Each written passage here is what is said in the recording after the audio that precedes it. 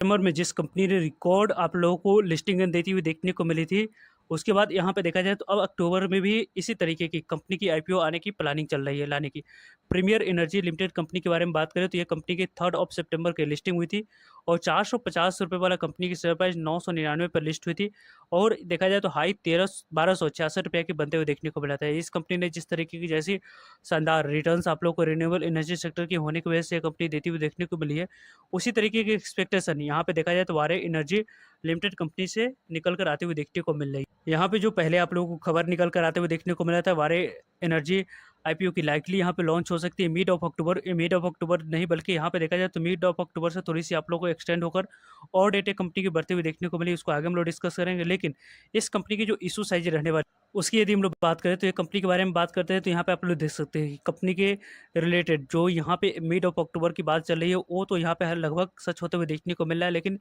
Company solar PV module manufacturing company है, receive कर चुकी है फाइनल रेगुलेटर अप्रूवल जो कि 20 ऑफ सितंबर को इस कंपनी को सेबी की तरफ से मिल चुकी थी अप्रूवल। अब इस कंपनी की जो आईपीओ आने वाली है उसमें 3000 करोड़ की बात करें तो फ्रेश इशू रहने वाली है और ऑफर फॉर सेल के माध्यम से 32 लाख इक्विटी शेयर प्रमोटर्स और एग्जिस्टिंग शेयर होल्डर्स अपने स्टेक को डाइल्यूट करते हुए इस आईपीओ में देखने को मिलेगी। यानी कि इस कंपनी की जो इशू साइज रहने वाली है लगभग जो मार्केट में खबर चल रही है उसके अकॉर्डिंग 3000 करोड़ फ्रेश इशू रह सकती है और यहाँ पे 1000 करोड़ की बात करें तो ऑफर फोर सेल रहने वाली है। लगभग 4000 करोड़ की इस कंपनी की इशू साइज देखने को मिलने वाली है। इस 4000 करोड़ की इशू साइज के लिए आप लोगों को मल्टीपल डिमेट अकाउंट का यूज़ करना होगा क्योंकि इस आईपीओ में अलॉटमेंट मिलने की चांस भी ज़्यादा रहने वाली है। इशू साइज ज़्यादा वो रहेगी बड़ी तो क्योंकि यहाँ पे जितने भी आप लोग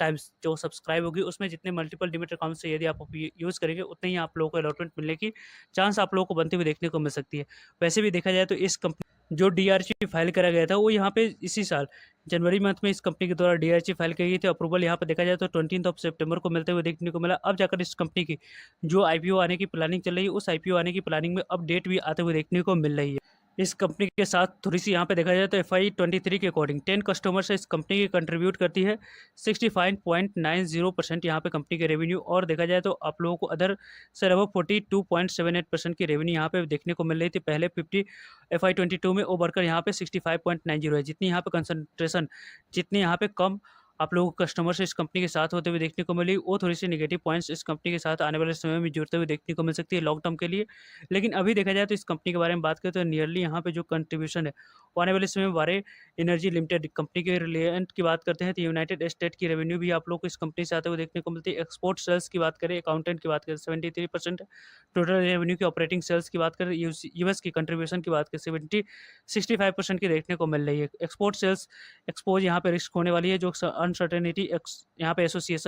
एसोसिएटेड हो सकती है इंटरनेशनल मार्केट में, जो पार्टिकुलरली यहाँ पे देखा जाए तो यूनाइटेड स्टेट्स है जिस तरीके की जैसी इस कंपनी का रेवेन्यू वो थोड़ी सी यहाँ पर रिस्क टेकर हो सकती है। लेकिन अब आने वाले समय में जो इस कंपनी के लिस्टिंग यानी कि पॉइंट ऑफ व्यू से यहाँ पे ऑब्जर्व कर रहे थे उनके लिए यहाँ पे ग्रेट न्यूज निकल कर आते हुए दिखती है।